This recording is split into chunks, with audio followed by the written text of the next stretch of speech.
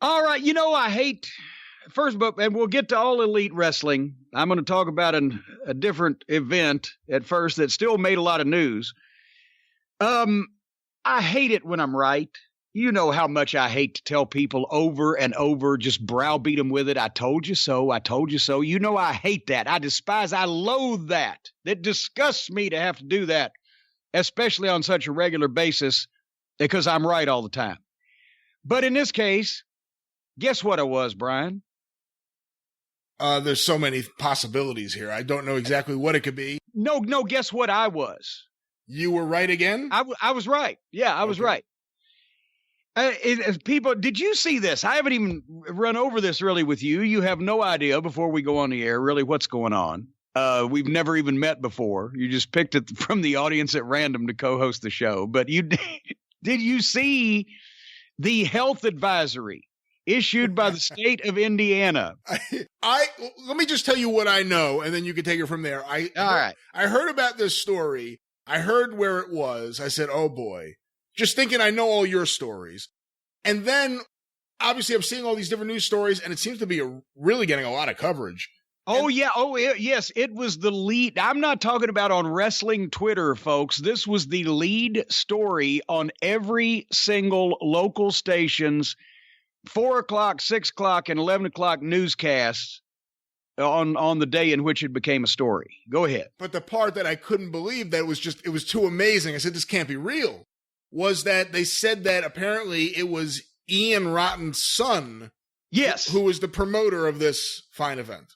Yes. So to fill everybody in, this popped up on Twitter last week first, and then all of it because the advisory was issued, and then it became a news story. They had a promotion, and I use that term very if this, I may exaggerate the usage of Outlaw Mud Show sometimes and blunt its impact, but if there was ever an Outlaw Mud Show of Outlaw Mud Shows, the absolute creme de la creme of the shite de la shite, the worst of the worst, the smell that would gag a maggot off a gut wagon, that would bluff a buzzard off of a carcass, a company, and I use this term loosely also, called Trainwreck Wrestling, ran a show, a deathmatch show, at a building in New Albany, which is right across the river from Louisville, Kentucky. It's across the Ohio River in the state of Indiana, New Albany, Indiana, but it's literally 2 miles from downtown Louisville.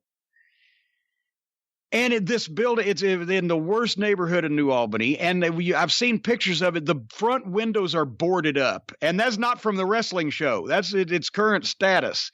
It had to be some kind of old gas station or old convenience store or whatever the fuck. It's barely big enough. They got a ring in this fucking thing. And I saw a picture. The video of everything just shoots a blank wall behind the ring. But I saw a picture that I think there's probably like 25 or 30 people in this fucking thing. But you can't tell who the wrestlers and who the marks are. In this case, they are marks to go to this thing. And who's with, one of the boys or whatever the fuck. It's just a bunch of the same looking people that go to these fucking things in and out of the ring, fucking milling about. Right? So anyway, apparently the promoter of this event, we have been told, is the son of the piece of shit fat fuck Ian Rotten that was doing this shit 20 years ago in the state of Kentucky, which is the reason why that the number one, that Kentucky has some of the most stringent rules on all professional wrestling of any state athletic commission in the country. It's why that the WWE didn't run a Raw or SmackDown TV or pay-per-view here for over 10 years, because they went so far in the opposite direction in result of this freak show, garbage, bullshit, deathmatch wrestling, that even if you were to accidentally get a fucking nosebleed, you would have to end the match on pay-per-view. That would get over. So anyway, the point is 20 years ago, Ian Rotten doing this shit, the state commission, it made state laws to run this type of shit out of the state. And Frankfurt went crazy, and they rescinded Ian Rotten's license. They rescinded his fucking wrestling license. I think they yanked his driver's license. And so all these Ian Rotten and his ilk, the garbage deathmatch bunch, went across the river and started running in Indiana. And they had already spoiled wrestling's reputation in Kentucky with a lot of schools and the National Guard armories.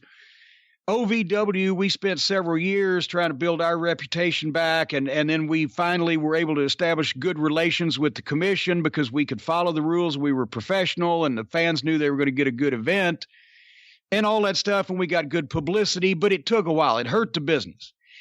And meanwhile, they were over there in Indiana where nobody could do anything about them because Indiana used to have an athletic commission years ago and they may still for boxing, but they deregulated wrestling at the behest of the wrestling promoters, mostly in the late 70s, I believe it was, if not early 80s. Because at that point, with the established territories, with Bruiser in Indianapolis, with Jarrett running Evansville, but Bruiser owned the whole state, it was another tax you had to pay. They didn't have to worry about outlaw promotions in those days. Bruiser owned the whole state of Indiana. Were you going to run opposite Dick the fucking Bruiser, for fuck's sake, right? There was very little outlaw wrestling in the state of Indiana. The professional promotions, the territories knew how not to go too far and get bad publicity and bring heat on the business and get to the point where they might have government regulation. And so when you didn't have an athletic commission in those days, unless it was one that helped the established territory promoter, which there were those in Louisiana. They were on Bill Watts's side because they knew that he was doing consistent business. I remember in Richmond, Virginia, in 1986, Ric Flair cussed the fuck out of the local Virginia Athletic Commission representative because they were letting Vince come in. And he was right. Jim Crockett Promotions, over the period of time that they had been running the state of Virginia, had paid hundreds of thousands, if not millions, over that long a period of time of dollars in taxes to the state and to the athletic commission. And we're still doing big business. And here they're going to let the WWF come in and run opposite and et cetera. That was, if the commission wasn't there to protect the established promoter, then what the fuck was it there for? To take the tax and make the wrestler pay for a license and blah, blah, blah, and do fuck all else. They provided no other service in a lot of cases besides taking your blood pressure. And you should, some of these doctors that used to take the guy's blood pressure from these state commissions didn't look like they had a blood pressure.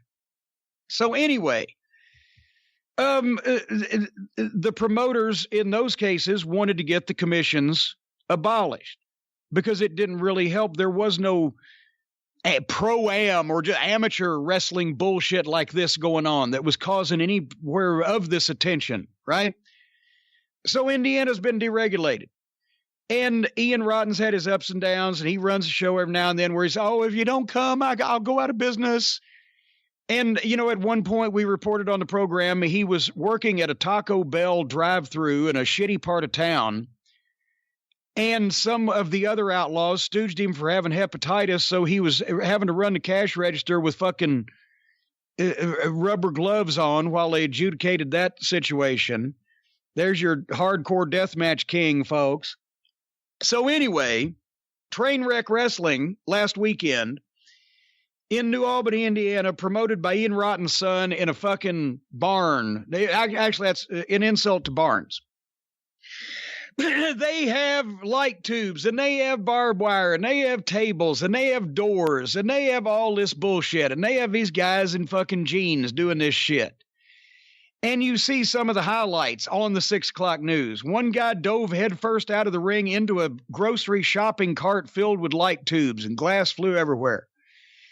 And another one fucking went through another table somewhere, and they were fighting out in the crowd, and one bloody guy was spitting all over another bloody guy. But the real star of the show was apparently, I don't know how I'm supposed to say this, I'm going to come out with it, a very large midget. He was not a midget per se in that he was the height of a midget, but he wasn't the height of a full-grown person, and he had body characteristics that would make you think this is the tallest midget I've ever seen. So I don't know what else to say. So not in terms of weight. You're not talking, when you say the world's largest midget, you're not talking. No, tall. He was tall. He had pretty good lat spread. He had pretty good upper body on him, but he was a tall midget.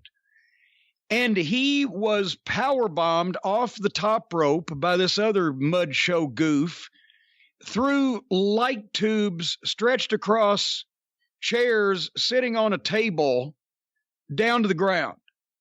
And then in the clip that they showed on the 6 o'clock news, then some other guy just rolls this fucking large midget right just over and over to get, rolls him out of the ring through all his broken glass so that he can go put a big boot to the fucking guy that just did the power bombing. And apparently the large midget's father is pissed off as all hell because he was interviewed and said that he tried to talk his son out of it, but he wouldn't listen, and he couldn't believe they didn't have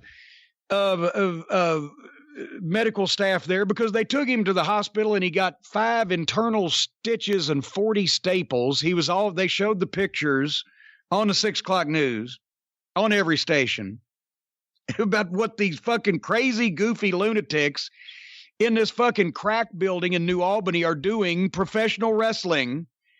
And then of course, poor OVW, they've already had Al Snow's one of his new partners, his spokesman, saying, please, this is not what we do. This is not professional. The same thing I was having to do 20 years ago here because of these fucking cretins. So anyway, then once that the guy went to the hospital and they asked, what happened to you? Did you go through the windshield or whatever the fuck? Well, then the health department was notified. The Floyd County Health Department issued a warning to all of the people, the fans who went to see this fucking show or anybody who was on the building to go be tested for HIV and hepatitis because of the amount of bodily fluids and blood spraying around everywhere. Then this fucking lying sack of shit fucking Ian Rotten's son put out the statement that all of our performers are tested and actually put up a picture. I think I saw this on Twitter of it's like a B-roll picture of a fucking blood test form, right? No, because the fucking large midget's father said, well, he didn't get tested till 5 days afterward, after the show. But the reason why that these fucking morons are in the state of Indiana over there is because they don't have to get tested, because they don't have to get a license, because they don't have to get nothing except let some idiot rent them these fucking buildings that then they fucking leave blood laying all over that's how they got kicked out of one of their buildings there before. The fucking kids came in to fucking play roller skating and there was blood smeared all over the fucking floors. That got over with the parents. That's awful. So they got kicked out of that anyway. So they put out, and of course this makes news. If you went to a wrestling show, go get tested for AIDS, right? This made some fucking news, and it was put out by the Floyd County Health Department. Then people start calling, well, who's responsible for this shit? They called the Floyd County Gaming Commission because they got casino gaming over there on the river, right? Well, they don't have anything to do with this shit. They called the fucking Alcoholic Beverage Control Board. They said on it, well, they don't know what the fuck's your pro wrestling death matches, right? Then it's all over the fucking news. There have already been people, the city council held a hearing to ban what they call extreme wrestling. So now you got a bunch of people on a city council that don't have any idea of what wrestling is to begin with, and they're going to define what extreme wrestling is so they can ban it. So that may mean that OVW, or if the WWE, for fuck's sake, came to goddamn New Albany, Indiana, if they ever built a big building across the river to have a regular wrestling show, well, maybe, you got to follow these rules and that rules because you can't have any extreme wrestling. More importantly than that, with the city council being, and not only did they have a meeting about it, but there were people there not protesting, but what are they pitching it, promoting the idea that somebody ought to be keeping an eye on shit like this, which is going to lead to, okay, now they're going to take it to fucking state government. And then who are they going to reinstate an athletic commission in Indiana to monitor wrestling? Or are they just going to say, we don't want to do that. Why the fuck are we allowing this shit to go on to begin with? Let's just not have this shit. Then we won't have to fuck with it. Oh, I guess we can have WWE because everybody knows who they are. They're worth a lot of money. But every other wrestling promotion, just fuck that. Because they're the only good ones, right? You never know what's going to go on these people's fucking minds. Once you have called enough attention to your stupid actions and your irresponsible ways and your garbage shows that no sane, rational people would want to be a part of, watch, perform in, or fucking look at.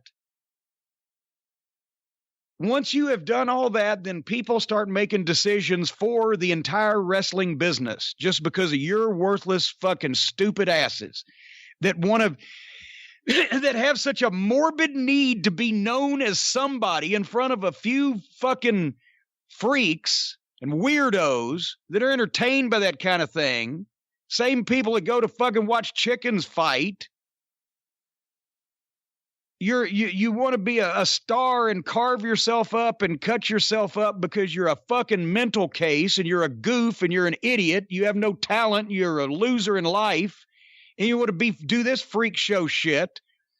So that means that now the state government's going to step in and decide what kind of professional wrestling that everybody can see when you're not even professional wrestling to begin with. You are the shit that collects on the tread of the boots of professional wrestling when it walks through a fucking field that dogs have been grazing in. That's what hardcore wrestlers are.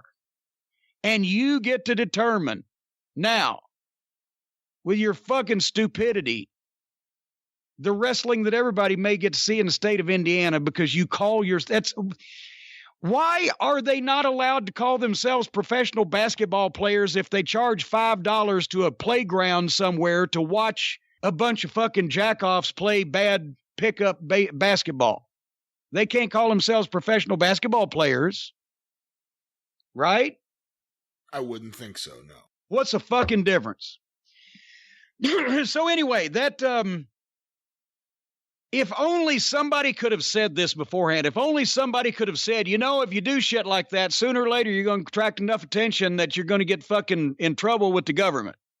Who could have said that? If somebody had only known, if somebody had been prescient enough, if somebody had been not Nostradamus, but Nostradamus, if somebody had predicted the future based on the goddamn shit that was sitting in front of your fucking face, maybe we could have avoided all of this.